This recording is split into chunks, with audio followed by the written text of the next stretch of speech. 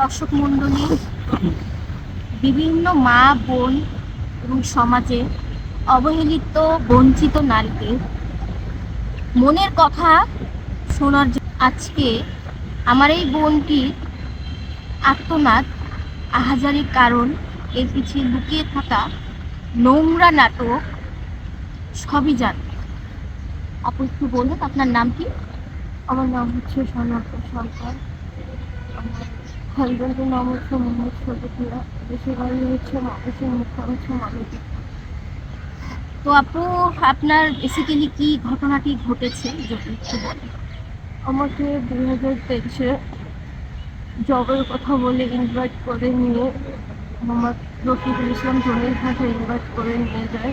নিয়ে যাওয়ার পর এখানে জমির যে ছোট ভাই শফিক মিয়া, ওনাকে দিয়ে আমাকে ধর্ষণ করানো হয়। মোহাম্মদ শফিককে আমাকে 2023-এ ধর্ষণ করলে আমি নারায়ণগঞ্জ মাথায় ধর্ষণ মামলা করি।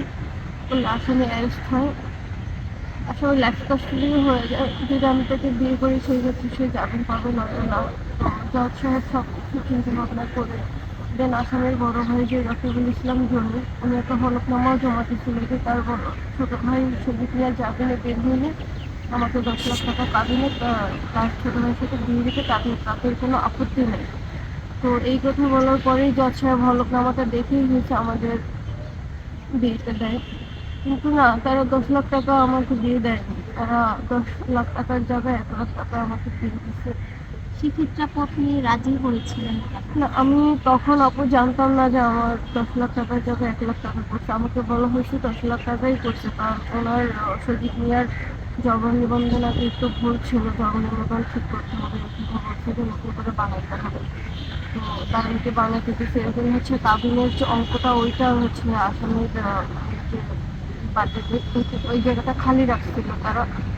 পরবর্তীতে তারা মন গড়া একটা অঙ্ক বসিয়ে দেয়। মন করে একটা অঙ্ক বসিয়ে দেয়। আমি হচ্ছে 25শে ফেব্রুয়ারি মাসের 16 তারিখে একটা 2025-এর একটা মামলা করলে তখন কাবিনের কাগজটা যখন তুলে নিয়ে আসে তখন দেখতে পারি যে 10 লাখ টাকার জায়গায় তারা 1 লাখ টাকা কাবিন করছে। কিন্তু এইখানেও তারা প্রতারণা করছে। 10 লাখ টাকার কাবিনের 1 লাখ করতে গিয়ে তারা কাবিনের ডেটটা ভুল করে ফেলছে। আমাদের বিয়ে হয়েছে জুলাই মাসের 14 তারিখ, আর আসামি জামিনে বেরোয়েছে জুলাই মাসের 12 তারিখে। অথচ কাবিনে তারা ব্যাক ডেট দিছে জুলাই মাসের 8 তারিখ। জুলাই মাসের 8 তারিখ তো আসামি জেলের ভিতরে ছিল, নারায়ণগঞ্জ জেলে। আর আমাদের বিয়ে হচ্ছে ময়মনসিংহ বসে আসামের বাড়িতে। তাহলে কিভাবে বিয়ে হয়? সেক্ষেত্রে আপনি আইনকে জানানোর হ্যাঁ, আমি কোর্টে জানাইছি সেদিন। তো মামলা চলমান, কিন্তু আমার পক্ষে যে আমার লয়ার ছিল সেই লয়ারকে টাকা পয়সা দিয়ে তারা কনভিন্স করে নিয়েছে। ডিসেম্বর মাসে 1 তারিখে আমার ডেট ছিল মামলার। আমার পক্ষে থেকে আমার লয়ার দাঁড়ায়নি। না দাঁড়ানোর কারণে আসামি একতরফা স্থায়ী জামিন নিয়ে গেছে। এখানে তারা টাকা পয়সা দিয়ে